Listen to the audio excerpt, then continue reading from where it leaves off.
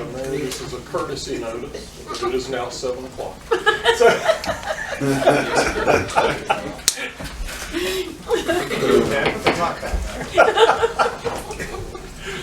Good evening, everyone. This meeting is now called to order. Our invocation this evening will be given by our council member, Katrina Richardson, if you don't mind. Okay. Lord, we just want to thank you for this gathering tonight and for your comfortable love. yes. Help us all to work together for the betterment of Monticello and the county. And please give us the courage, the strength, and the guidance to all get along and make wise decisions for Monticello.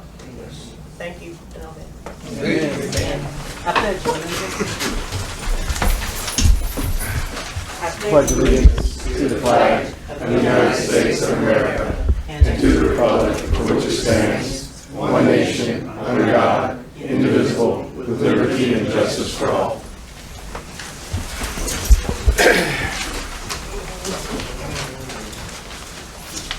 Do we have any public comment? Got three. The first one is Larry O'Hallock. Step up. Good evening, everyone. Good evening. Council members, members of the community. Good evening. My name is Larry O'Hallock, and I am with the Thomasville Amateur Radio Club in Thomasville, and we do public service volunteer work connected with anything to do with ham radio. We do parades, we do bike races, we do all these marathons, these types of events. I'm here tonight to offer a word of acknowledgement to Bob Jones for all the work he's done on doing this mesh-tastic project. I think it's fantastic. And a word of encouragement to the council to look at it accordingly and favorably. Mesh-tastic, little devices over here, will enable this area to become more resilient in the face of power failures and other disasters that affect communications that keep us all together. For my credentials, I've been in ham radio for 22 years. I'm an amateur extra class, which is an advanced class. I've had over 10 years of experience in disaster planning, continuity of operations, continuity of government, and 10 years with the military in disaster preparedness plans and operations. I was 8 years a volunteer with the American Red Cross and served in Hurricane Katrina, Charlie, Francis, and Jeanne. Now, some people say that if we need backup communications, we should get cell phones and we should get satellite phones and we should use ham radio, but sat phones don't always work, you know, because of various different conditions. Ham radio is good, but not everybody wants to take the class and are interested in technicalities. When all the other means of communication go down, mesh-tastic is the one that you want to depend upon for low cost, effective, and a secure means of communication. It's not a replacement for normal communication, but it is your backup. And it's no harder using than sending a text message on a cell phone. Now, communication saves lives. Effective communications hold society together when things are starting to fall apart, and communications offer a bridge to keep people together and enable the civil authorities to do that job much more effectively. Please support this plan and approve the Mesh-tastic network. Thank you. Thank you, Mr. O'Hallock. Who's next, please? Miss Mary Connor.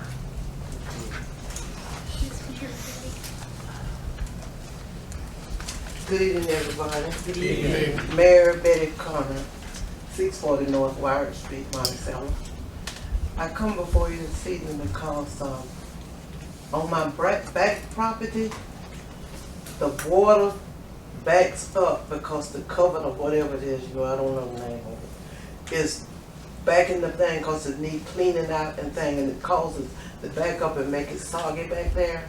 And when my yard guy comes, it makes it inconvenient for him to mow it because the water is, settling there, and the thing is not pushing it out. So, I don't know, I don't know about it, but I'm telling you what my yard guy said, that I need to come up here and make a complaint so they could clean it out for me, please. Where's that intersection at, Miss Betty? that's right on Beacon Lane, right down below that, is that covered right there. And it's junky. It's not on my property, it's on the next property. Okay, I've got it. I'm sending it to someone now. All right, thank you. And Thank you, Ms. Connor. Yes, sir. last is Dr. Vivian Washington. Good evening, everyone. Good evening. I'll be brief, Madam Mayor and other council members, attorney, interim city manager, chief of police, community security, city clerk, and to all of us. I want just to remind us, I don't know where we are with the strategic plan, but you know that in order for us to take part in and to realize the review of the city charter, in order to go with it, there's also a need to partner with reviewing and considering a strategic plan. I'm not aware of having seen anyone of late, but I know that we need to do a needs assessment in order to realize the strategic plan, and offering our leadership and support to do this. The reason why I'm emphasizing this evening is that as we move forward with the King Street sidewalk project, then all east side in particular, commonly known as Rooster Town, needs to have sidewalks. So we need to plan for these projects, and I know that we're doing this because it's a challenging funds may be a challenge as well. So what we're offering is that as a recommendation that we do a strategic plan in collaboration with the community, so that as citizens, so that persons can have the opportunity to participate in realizing this particular goal. Every other community, whether it's on the legislative level, townships and so forth, there is always a strategic plan as a result of strategic visioning in a strategic direction. So that's my thing with that. And then with this, we can also satisfy ADA requirements. We have a lot of persons in our community on the east side and Monticello in general who are physically challenged. That is, they are walkers, wheelchairs, or what have you. And so the sooner we get cracking with this, the better it will be. It's a safety issue, that's the thing. Thank you so much. Okay. Thank you. Okay, item 5, consent agenda. Do I hear a motion? So moved. Second. All in favor? Yes. Aye. It's been properly moved and second that we approve the February council meeting minutes. Item 6 is presentation, Apalachee Regional Planning Commission. Council. Planning council. He's commissioner, but he's planning. Go ahead, Chris. Good evening, Madam Mayor, council members. My name is Chris Rito. I'm the executive director of the Apalachee Regional Planning Council. Sorry. ARPC, it's okay. It happens all the time. I just wanted to come here and talk to you all tonight a little bit about a resource that you can be tapping into. Councilmember Jones sits on the ARPC board. He's probably the longest tenured member on the council. Since 96. So I have been with the council. I started as an intern in January of 1999, so you were there a couple of years before me. I've been director for almost 12 years, 11 and a half years. How many of you have actually heard of the Apalachee Regional Planning Council before? Familiar? Okay, that's good news. When I first started, it was not the greatest organization. We've come a long way. We've got great staff, and you all have a pamphlet that kind of goes over just 30,000 foot level some of the services we provide. But the council is not a state agency. It's an association of local governments. It was formed in 1977 through interlocal agreement.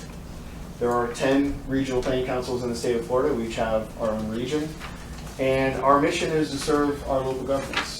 And we do that by providing technical assistance. And we were written into state statute and given some statutory responsibilities that were eventually taken away We used to receive some funding, legislative appropriation from the state, but we haven't in 15 years. So we live entirely off of the dues that the counties pay. The counties are the primary members. They pay dues, but we serve 9 counties and 28 municipalities. So it's nice in the Apalachee region, the cities and the towns don't actually have to pay. The counties kind of front the dues. So what is it that we actually do? We survive essentially by grant writing. And we know our region is the lowest in population and the poorest. So there's lots of opportunity for an organization like ours to provide assistance. So we have a team now of about 23 employees that do a lot of grant writing. We work with our local governments to identify what are the challenges, what are the issues that you're facing, what resources can we tap into by identifying potential grant resources. Again, there's no legislative appropriation, so we do have to cover our costs, but we're not a nonprofit, but we are a not-for-profit. We just have to cover our costs. So we will, if you all want to work with us, it's as simple as giving us a call, asking us to come out and sit down with you and kind of understand what the problems are, what the issues are, seeing if we can identify some potential funding sources. If we can't, then is it something that the city can cover with general revenue? We'll put a proposal together, and because we were created by local government, we are government, you don't have to go through the competitive solicitation process with us. It's just a simple agreement. You can execute a contract. So we find that a lot of local governments kind of get in a jam sometimes. Maybe they were awarded some dollars. They don't have the staff or the admin to administer the dollars. That's where we can come in. But I always ask that you call as soon as you can, because we've gotten pretty busy. And luckily now we're getting pulled in lots of different directions. And we've grown significantly. When I started, we had 6 people, and now we've got 23. We do a lot of work in economic development. That is kind of the primary need in our region, is economic development, bringing in jobs, identifying a vision for each community and what they want to, how they want to grow, how they don't want to grow. There's certain, we understand, especially the rural nature of our region, a lot of our communities are nervous about economic development. They don't want to change. But you can grow in a way that aligns with the values of the community, and our planners can help you with that. So we do get some federal funding to provide some technical assistance. It's pretty limited, but again, our main source of funding is identifying grants and then some direct contracts. We also, because there's 10 regional planning councils, we can help implement state programs at the regional level in a more cost-saving, cost-efficient way. Instead of every city or county having to hire a person to do the program, we can provide the program services at a regional level and save everybody costs. And especially in this times that we're living in, when we're looking at where government is wasteful, I'm the first one to say, well, come look at us. We do things, we're extremely efficient. In fact, there are a couple bills out there right now to remove us from the statutes. And I don't know why, because we don't actually receive any money from the state. So it's, even if that does happen, we still exist because we were created through that interlocal agreement. So economic development I mentioned. Another program that we are very involved with is emergency preparedness. We provide hazardous materials training for first responders in our region, volunteer firefighters, hazardous materials teams, law enforcement. That's federal dollars that go through the state that come to us that we help administer. We do environmental planning, where we're actually managing one of the largest living shoreline projects in the state right now off of Franklin County. If you're driving on 98 between East Point and Carabel, you'll see some reefs that have been strategically placed along the water. This is over a 5-year project that we've been working on, and the rocks will be placed there, oysters will grow on them, it'll slow the wave action, and it'll reduce the erosion, and it'll save DOT money when some of these storms roll in and it washes, erodes the road away. So we've gotten involved with affordable housing. We administer the SHIP program for 3 of our counties. And we've gotten, ironically, back into growth management planning. We're called the Planning Council, and that was kind of where our roots were with the state many years ago. That was eliminated about 15 years ago, but what we found is a lot of the folks that have been providing growth management planning in our region are moving on or retiring, and a lot of the private sector folks who we partner with a lot are pointing people back to the Planning Council. So we actually hired a couple of growth management planners, and now we're providing planning assistance for Franklin County, Liberty County, town of Havana, and we're looking at St. Mark's. We've recognized, and that is our role, is to provide services to meet the needs of the region. And there are times where certain things pop up, like planning, and it's really hard to find a growth management planner right now. They're in demand, and they charge a lot of money. So what we figured is, let's bring someone in. We can bring someone in probably at a better price and keep the cost down and save our local governments money. Another big thing that we've been involved with regionally is GIS, Geographic Information Services systems. It's digital mapping. We've mapped every county and city's future land use map, and we put it on a website called Apalachee Online. And we're actually going through a process to overhaul that and bring it up to speed. A lot of our municipalities and even some of our counties, we're still working on paper maps. We have someone who's extremely talented, and she's created an app that some of our local governments are now using so that citizens can access the parcel data from their phone and see what the land use is on that particular parcel. One of the other oldest programs that we have, a little known program, is a revolving loan fund for small businesses, and this is money that we've managed since 1984. It's for businesses that can't get a loan from a bank. These are higher risk loans. We're not competing with the banks. We're actually working with the banks now. We've kind of changed the model. We used to work directly with the small business to get the loan, and what we found is a lot of those loans defaulted.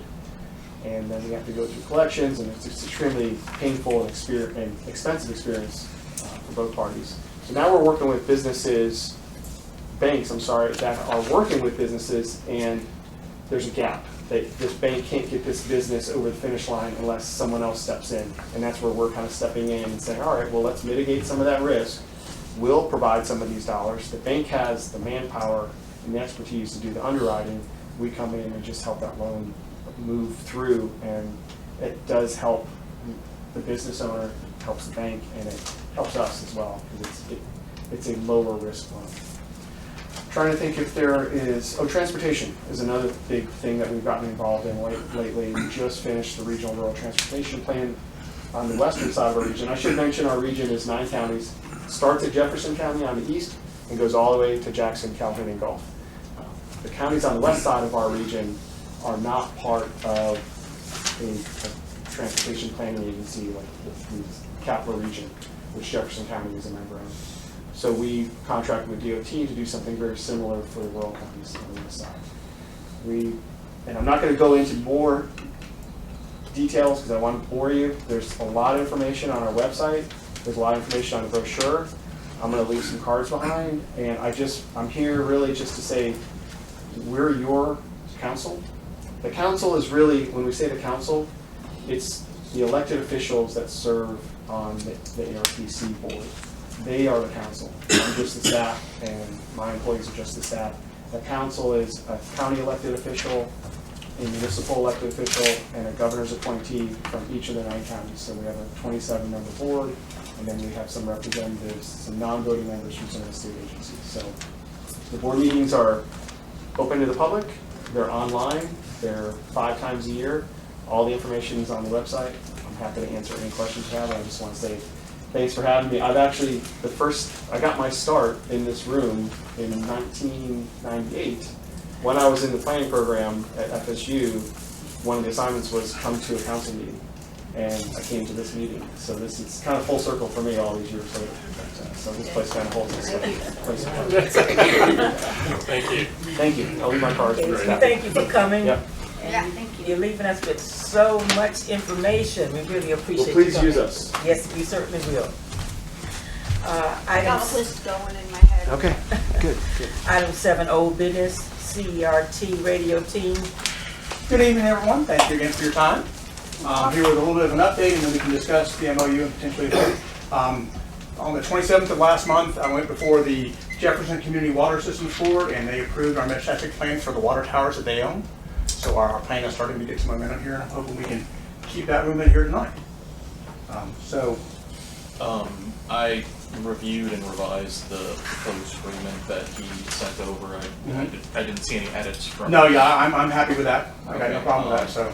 The entire purpose of the revision was to include some protections for the city in the event that these cause any problems. Any issues at all, exactly. And I believe that those have been adequately accomplished from a legal standpoint.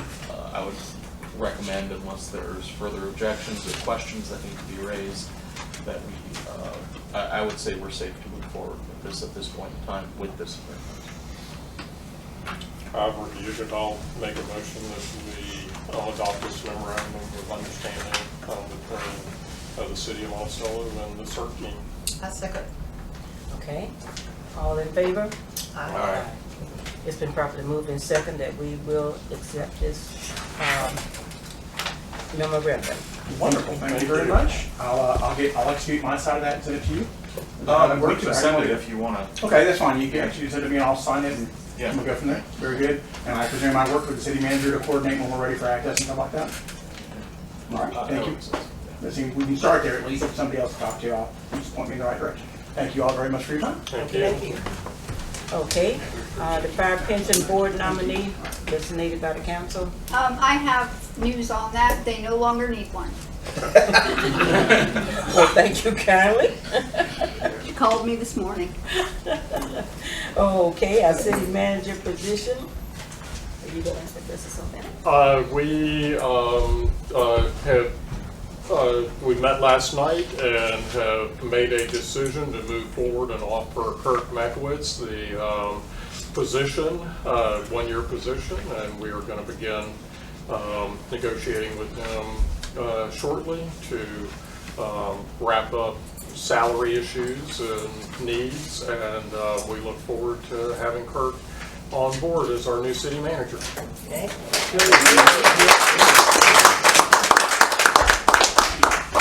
Wonderful, wonderful.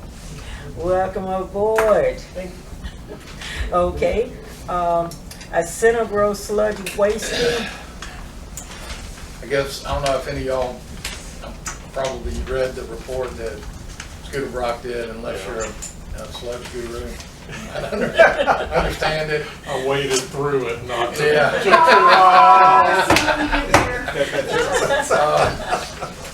So basically what's happened is, as we've grown and everything else, of course, we're producing more sludge.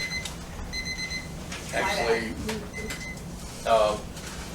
Scooter got digging around and found out at one time we did not waste any sludge out of our oxidation ditch for 6 months. And the reason being, we didn't have anywhere to put that sludge. Our new lead water and wastewater operator, Scooter Brock, has actually got the crew. They went in and rehabilitated some sludge around beds that we have to give us other space. We got rid of the sludge in the digester, but we're going to need to get rid of more sludge out of the oxidation ditch so we don't have any problems with solids overflowing or anything else. We've got money to cover this. It's something we definitely need to do, and that's why last month we were talking about a grant for a sludge, for a fan press, so we can get that in. And once we get that, about once a week, we can have one of the guys down there run the fan press, and we'll keep up with our solid inventory. But this is something we definitely need to move on. Okay, thank you. Do we need a motion to approve this expense? Yes. So the expense is the $37,825, is that correct? Yes. Okay. I'll make a motion that we approve the expense of $37,825 to Synargo for their sludge removal. Thank you. Second. Okay, all in favor? That's number I. Okay, it's been properly moved in second that we will accept this, Synargo sludge wasting. Okay, King Street sidewalk. Hello. Hello. Hello. I have some fun stuff for y'all. These giant boards, they might be a little bit overkill in this tiny room, but that's okay. So I wanted to give y'all an update on our King Street sidewalk project. My name is Cambry Prince. I'm with Kimley Horn. I've been helping Steve on the design of the King Street sidewalk project. So we're about at 60% design. So you should have gotten some concepts. Yeah, they look like this, the board. So we'll start on the first page. And some of you might not be familiar with the project, so I'll do a quick overview and then kind of move into where we are now. So the project, it goes from MLK all the way to Park Avenue. So between MLK and Key Street, we are doing a 5-foot sidewalk with new curb and gutter. So we're gonna remove the old curb and gutter that's out there. If you're familiar with that corridor, there's like a pedestrian lane where it's just striped asphalt basically. So we are putting in a new sidewalk with new curb and gutter in that portion, in a portion of it. There is a portion of the roadway, if you go to the second sheet, from Key Street to Park Avenue, where we're just restriping. That's because the right-of-way narrows in that section of the corridor. So when we looked at it, we were like, oh, that could be significant impacts to folks' properties, and legally it could be messy. So we just decided to enhance the striping and put some reflective pavement markings in that section of the corridor. So back to the sidewalk section, we would remove about 5 feet of the existing pavement and the existing curb and gutter. So pull it in, remove that like ped lane, and actually put in a sidewalk for folks to use. And that would include ADA ramps, crosswalks, stop bars, stop signs. That would mean we would need to reconstruct some driveways. So we talked through with Steve, and we talked through with the Public Works Director, and talking to those property owners and making sure that they're comfortable reconstructing their driveways. But we would need to do that because we were pulling the sidewalk in, replacing that ped lane. So we would be higher than the existing ground, if that makes sense. So we would have reconstructing driveways. We would also have some drainage modifications. So there's a couple drainage structures out there. So when we're pulling in sidewalk closer to the center of the roadway, we would need to reconstruct those drainage inlets. So we have a couple of those that we're replacing. Let's see. There's about 3 driveways, 2 driveways on one parcel. So there's actually only two property owners that it would impact, but 3 driveways. Marvin Street, we would need to reconstruct, do some mill and resurface a little bit, probably like 50 feet of it. And that's because there is the drainage pattern. We would be changing the drainage pattern. So we would just reconstruct it so that it would all tie together nicely, and we wouldn't be changing the proposed drainage pattern. I've talked a lot. Does anyone have questions or comments? Wish George was here. I know. I felt the same way. Yeah, This was Hey, Councilman. He's got the Evans. he's got all his Yeah. I know. drawings and everything. I know, and I'd be happy to, if we want to schedule another meeting with him or whatever, I'd be happy to sit down and walk through with him. It's all very well drawn out. And these concepts are based on 60% plans. So I have 60% plans, but I didn't want to bog you all down with a million papers and engineering jargon. So if you're interested, I'm happy to share them, but. Can you remind, as far as, I don't remember seeing this in this year's budget. Can you remind, I don't remember seeing anything about a sidewalk. I was brand spanking new when we were running the budget, Sure. so I just may not remember. Can you just remind everyone the costs associated with this? So the construction cost is coming out to be about $400,000. The design cost, I would have to go back and look at our contract. I don't remember off the top of my head. Okay. But I can send that to you. Okay. And right now, we're just in the design phase, right? Yes, ma'am. And the other phase still has to be put out for bid? The Or- construction phase? Mhm. Yes. Once we Okay. would complete the design, then we would go into the bid phase. Okay. Yep. Any kind of thoughts on the time frame for that? I'm thinking later this, like at the end of the summer, I think we can complete the design and be ready to put it out to bid. I think As the that's- clerk, I'm just a little bit. And I can send you a schedule too. I can send you all the Bit things. nervous. Yeah. Yeah, Do you yeah. have an extra copy of the map concept? Sure. And we're talking about a sidewalk, right? Yes. Let me make sure I didn't draw on these. Yep. And I've also included typical sections at the back, the last sheet. One more. Yes. Maybe. Yes.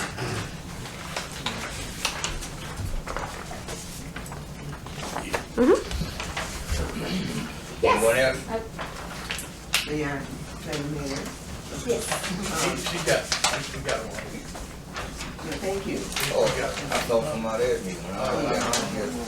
I don't take that man, have it. I know all that. I got one more if anyone I'll needs take it. them, One more. yeah, maybe. Should have brought more copies. Regarding, at what point are you doing to? At what point are you going to have a town meeting or something for the general public to be aware of where we are, because it's a beautiful plan. Mhm. But just from an informational Yeah. standpoint. Yeah. And at what point are you going to have a series, as Kev is saying now, you're going to have a series of dates and timeline, so that person will be aware, and the Right. community, citizens will Right. be aware. Right. Yeah, I think we could coordinate that and chat through She's that. gonna be coming back before the council. Yes, ma'am. Yeah. So there'll be updates and things coming. Yeah, so the next phase, that What we're I at was 60. saying was that just in a general public standpoint, if you would have a town meeting in the community, that okay. you can definitely in place. Well, correct me if I'm wrong, this is just informational at this point? Correct. This is an ongoing project, years in the making. Okay. Thank you. Any other questions? Thank you for Yes, the thank lovely. you. Thank you all. Thank you. Okay. All right, let us move on to our new business, DES. Mr. Wingate. Yeah. Our wastewater treatment plant, we're having a problem with our Pista drip. And, that's actually when your wastewater comes into the plant, it goes through this device and it separates out your sand, different things that aren't supposed to go into the plant, separates it out and puts it down into a dumpster to be hauled off. From additional people coming onto our system, and it's 10 years old now, we're gonna have to have it rebuilt. And the cost of this is $38,868. This company is a sole source provider for this piece of equipment, so we can't bid it out. And it needs to be taken care of, because what's gonna happen, the auger that's inside of this is starting to hit on the stainless steel cover, and you can see markings where if we don't do something, it's going to wind up cutting into and outside of our device. So we have money to cover this. Okay.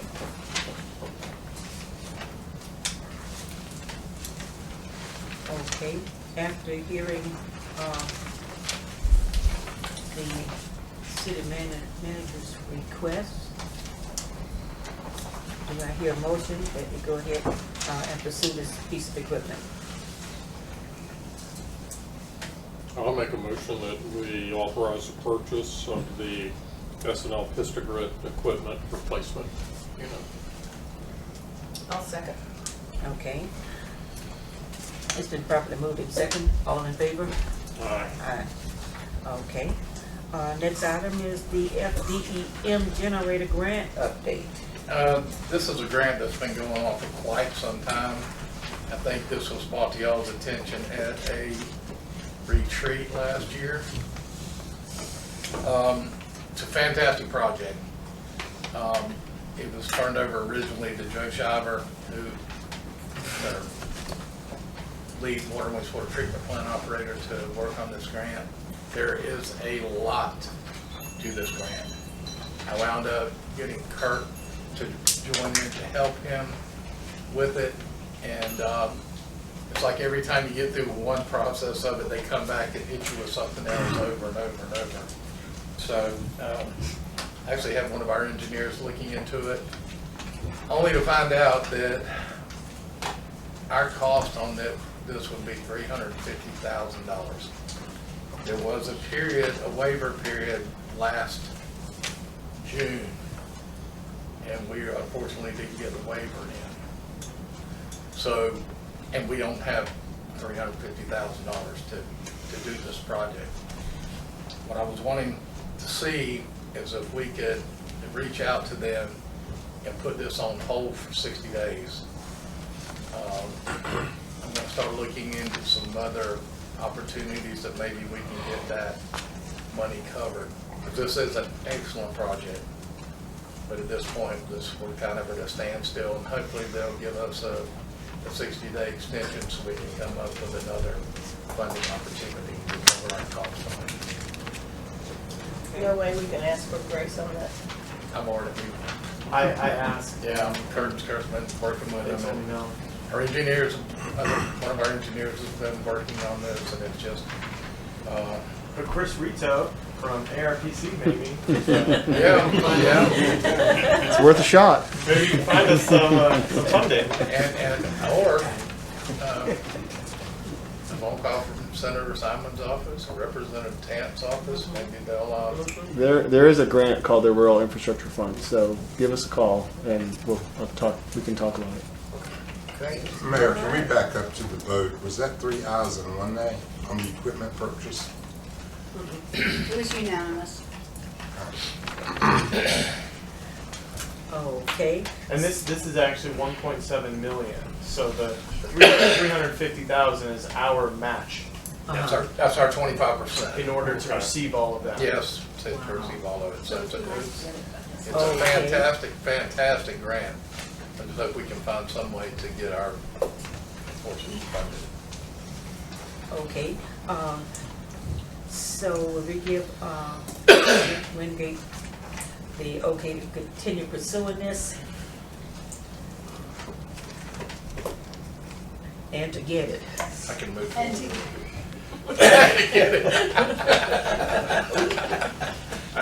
Correct me if I'm wrong, you were requesting about the stay. Yes, I'm requesting, to ask for a 60-day Okay. extension. is what I'm Okay. asking. And on the workup, there's your point, man, Chris. There you go. That's, Okay. All righty. Okay, Is that an action? Do we need to? We need to vote. I don't think so. I think that's just part of the Yeah, operation of this, which has already been yes, approved. just informational stuff for y'all. okay. Continuing on, our public works restructuring. Yes. Back in July, when I came back, we had to restructure the Public Works Department. And we have a long-time employee, I think it might be Mel's packet, that Joe Shiver is retiring. He's got like almost 30 years in here with us. And you can't replace that knowledge, We hate to lose him. I was scrambling around trying to figure out, what we could do. We have a lot of young guys in our Public Works Department, but they're not quite ready to step up to that position. So I had made Rico Watkins our Public Works Director. He can handle it. He's actually been supervising some of those water and sewer guys out on jobs and projects. He's, I think, 18 years in with us now, and he's going to do a good job for us. We've lost a couple more employees, but we're going to be advertising for those positions and get them filled. And we've got a great Public Works Department. Good. Okay, thank you. Item 12, 420 Ash Street, requirement for home additions with non-conforming use. So this is a planning item,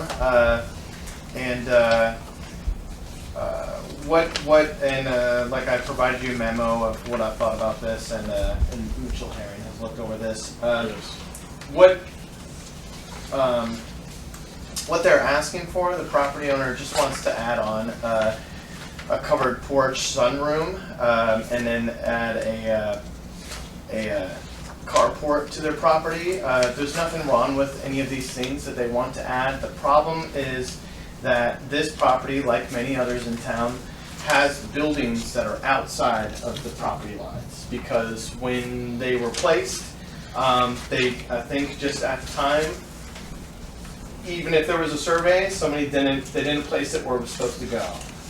The lines all seem to be correct, based on the survey and a property appraiser website and all of our old plats. It doesn't seem to be an issue of the lines. It's just the buildings were not placed where they should have been placed. And that's, who knows how, this one said it was built in the 80s, and so it could be that's when it was placed.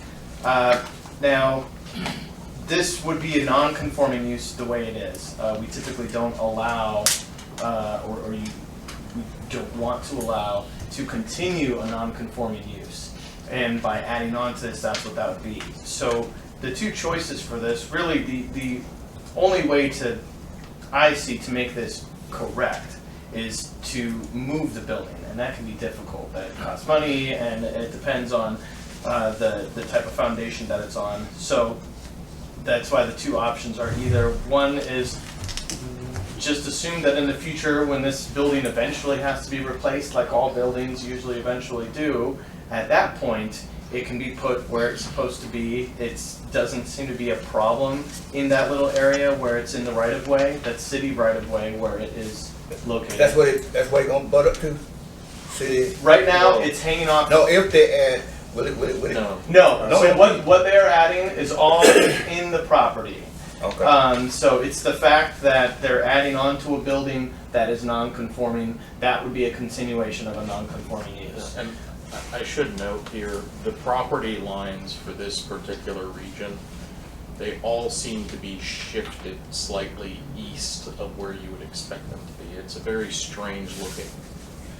Yeah, the road was not necessarily put in the center of the 60-foot right-of-way that was given for road and gutter. It looks like it was put off to the west side of that gap. And then when the buildings were placed, they might have been measured from the road and not where the property lines are.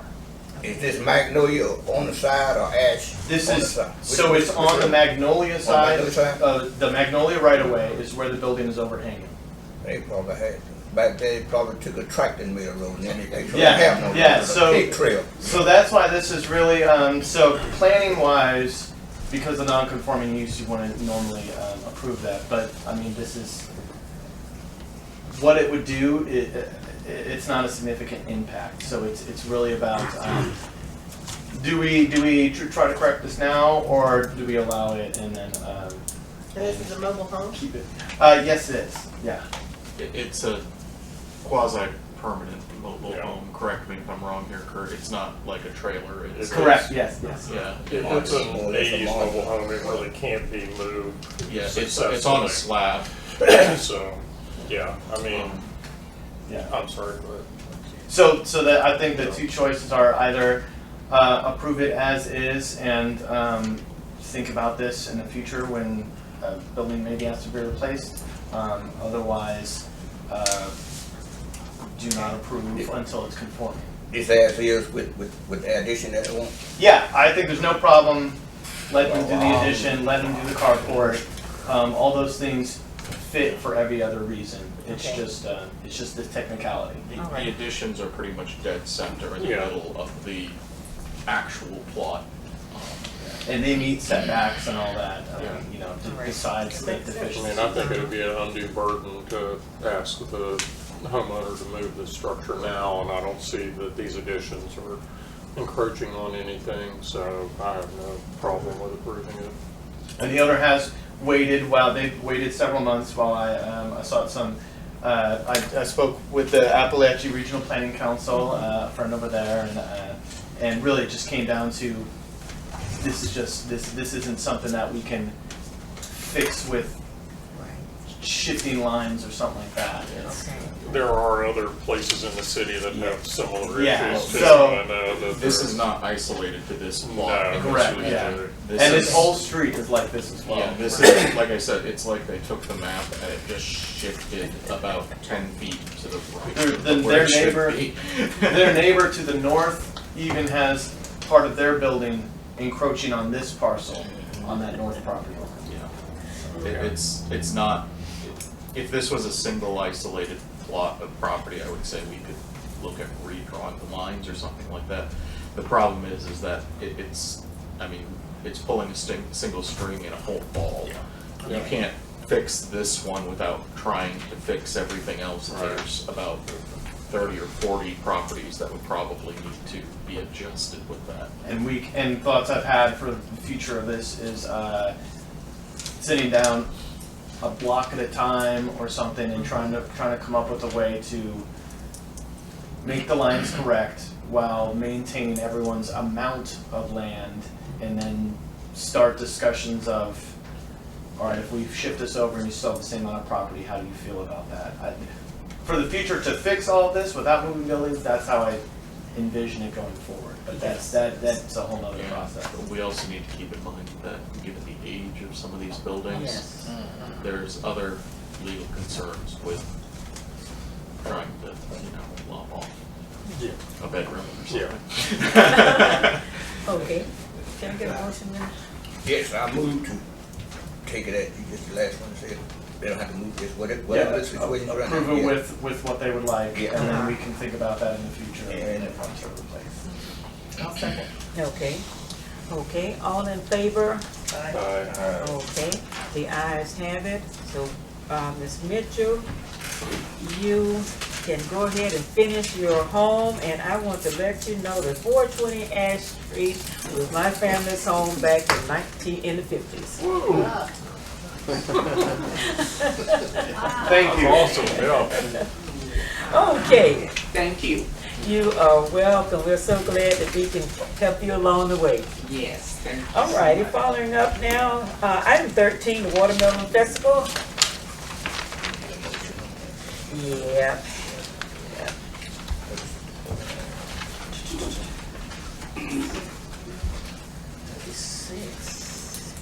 Okay, we are moving.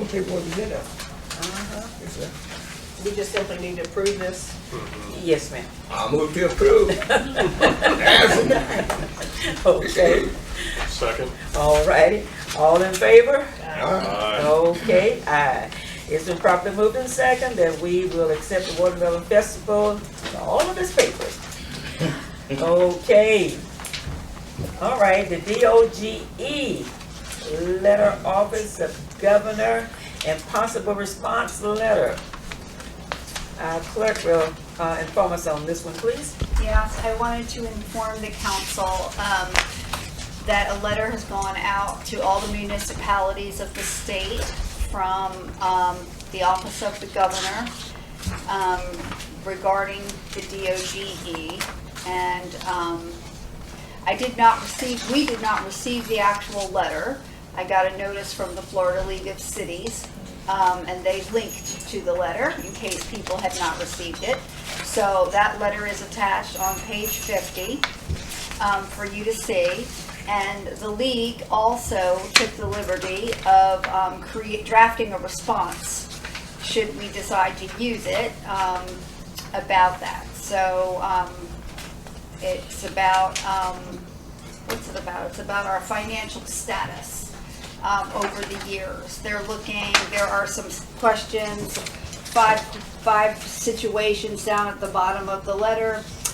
If we have had any of these things since the year 2018, I believe it is, then we are in some kind of situation where they're gonna have to step in. And if we do not, if we're not in any of these situations, then we can respond with the letter that the league provided. Okay. So how comfortable are we that we do not fit any of these five? Well,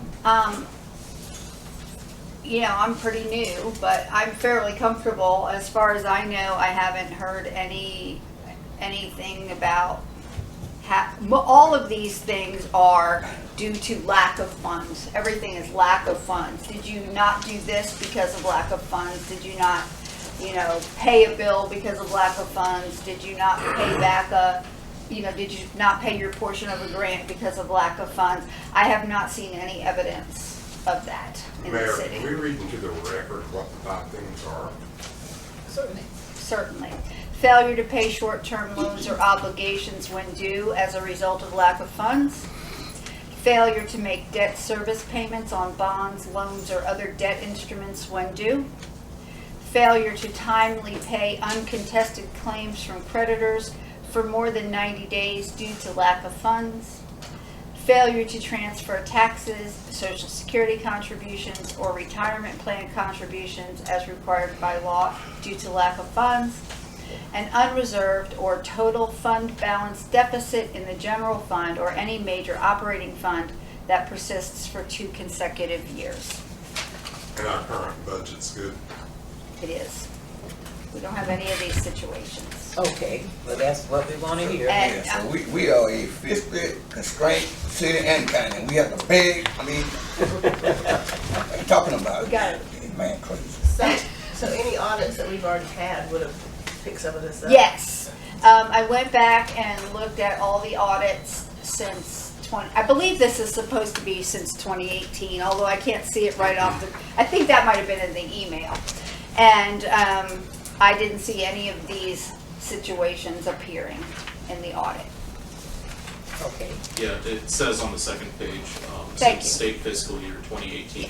Thank you. I knew I saw it somewhere. So. And do you have a copy of that available to the public? Sure, just request it through a public records request. So this letter, is this the copy of the template that's going back to Tallahassee? Yes. Okay. Yes. We don't have any. I took I just had to put in the mayor's name, and the rest of it was provided by the league, if you're happy with it. Okay, thank So we you. need to vote to go ahead and have some Authorize of this? Kathy to reply. Yeah. Well, it's pretty much voting on approving Okay. this letter going back to the governor's office. Okay. Okay. Righty. Item 9, our reports to the council. We need to Yeah, finish y'all up this. approve what you're We going have to decide if we're going to authorize the return of this letter.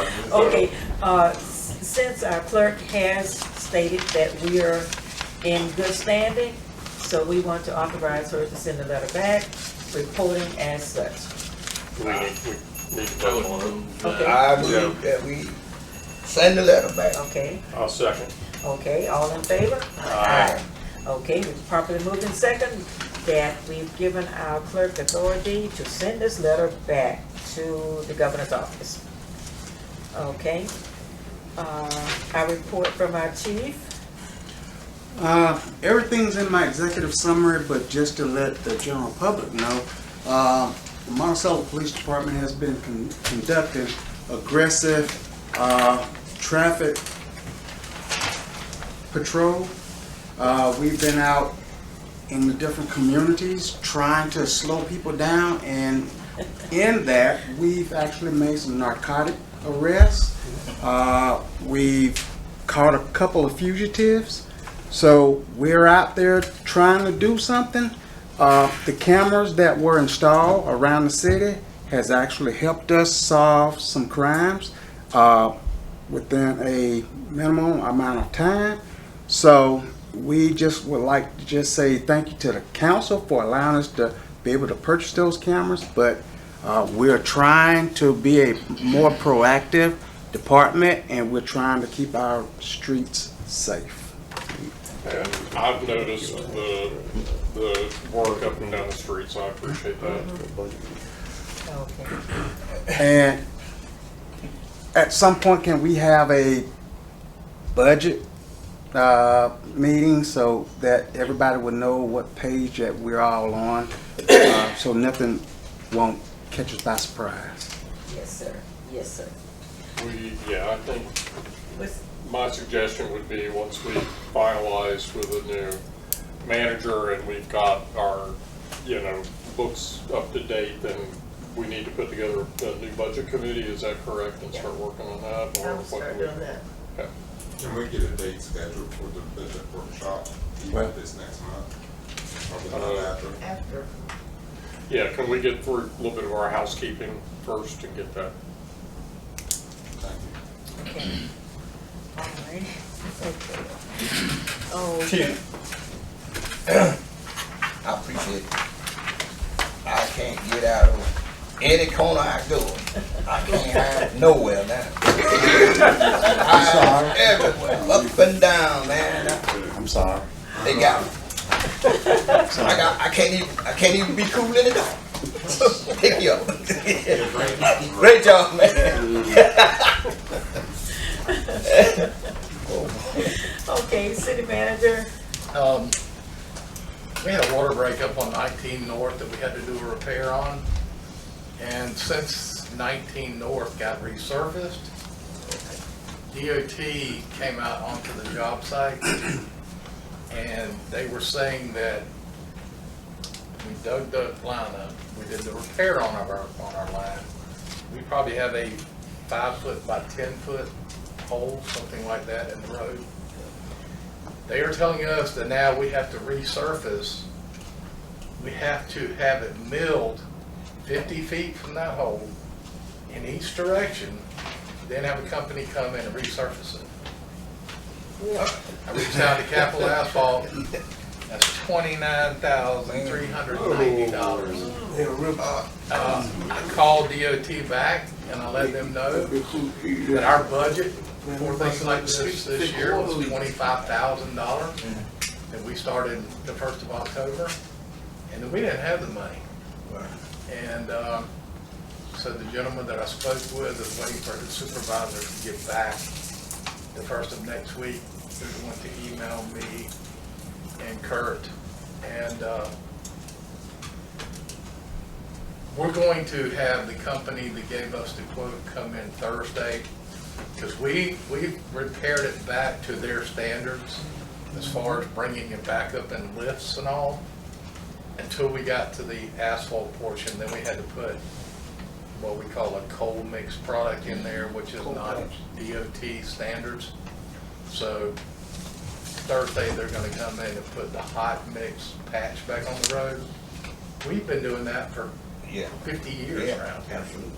And so I'm hoping that they come back and That's okay. yes, that's gonna be okay, because once again,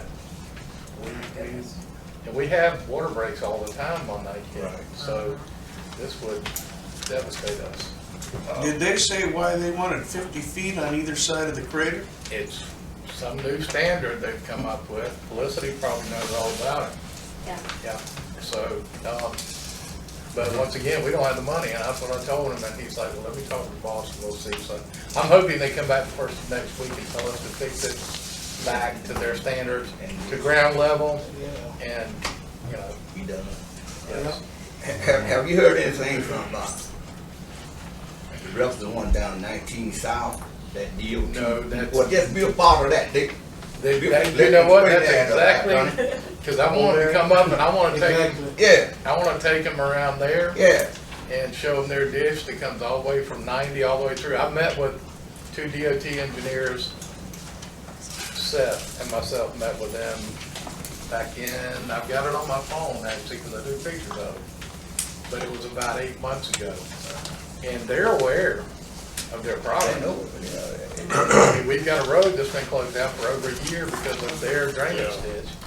And they were supposed to get back with me and I haven't heard. That was 8 months ago. They're grandfathered in, just bring them to Jackson Street. You'll get anything grandfathered in you want.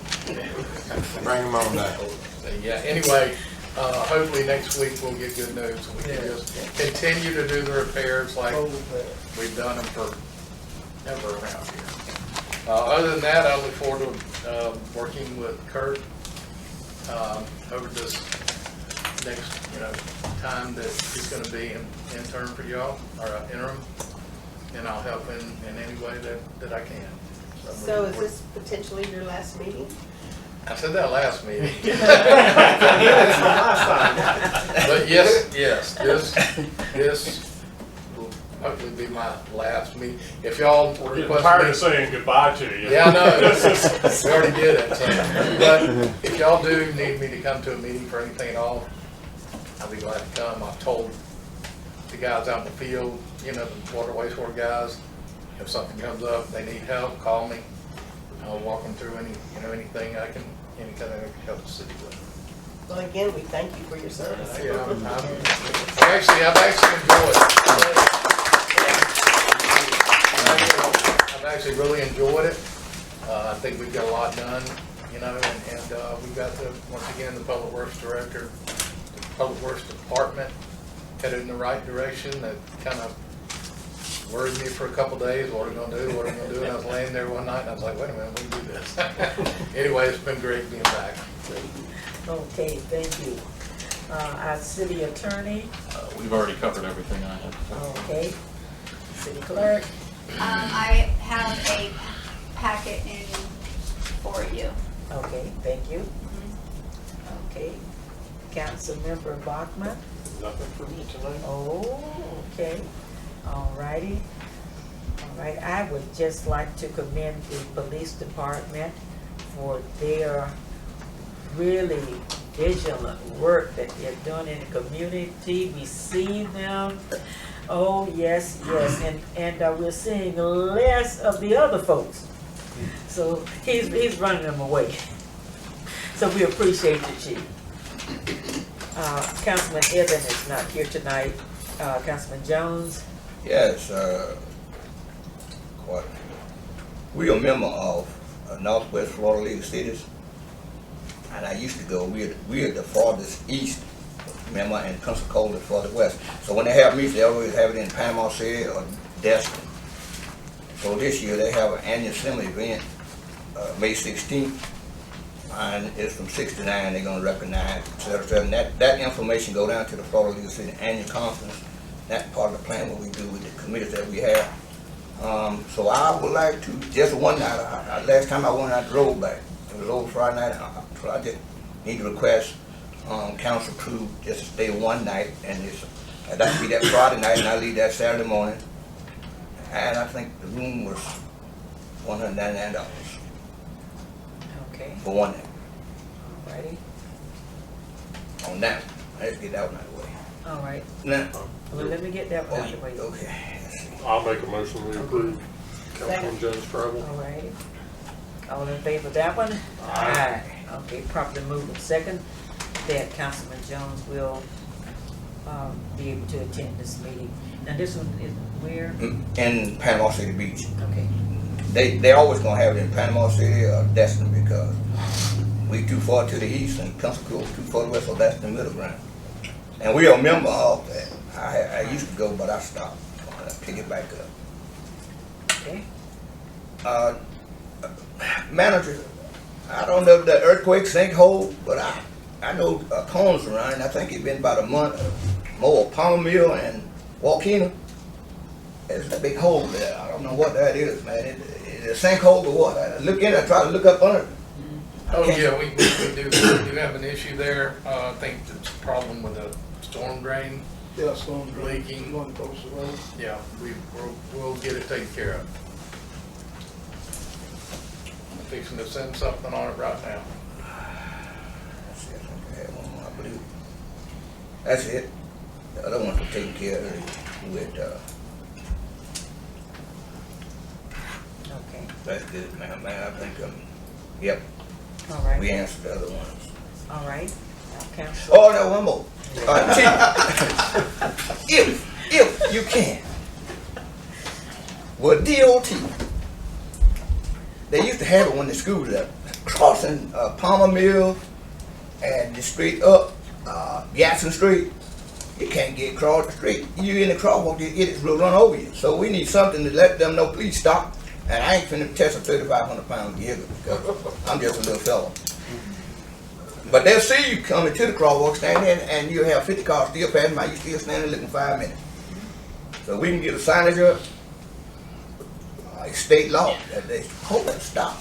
And you can make some ticket money for them not stopping. Put a $75 fine for not stopping, keeping the crosswalk. Can I make a suggestion? Yeah. We used to have our public safety team that we met every month, and that all went away. Fred was there, Yeah. the clerk was Yeah, there, yeah. I was there one time, right? the county coordinator would Yeah. be there, and the sheriff would be there, Mhm. and there would be some DOT representatives there. We had good things come out of those meetings. Lighting at different places on 19, things that needed to be done on 90. And I think we really need to reach out to the county and see about Put it back. starting that back up. Yeah. I mean, It would help. when you've got those DOT people sitting there at a meeting, you've got their ear right then, and good things can come out of it. So I think that's maybe something. Kurt's already got a good relationship with the county coordinator, so maybe we can see about getting that fired back up. Okay. That's a great idea. Okay, That's, yeah. thank you. Councilmember Richardson. I have nothing. Okay, all righty. So, our next scheduled meeting for the council is May 6, 2025. And we look to see you there. Okay. If all hearts and minds are clear, this meeting stands adjourned.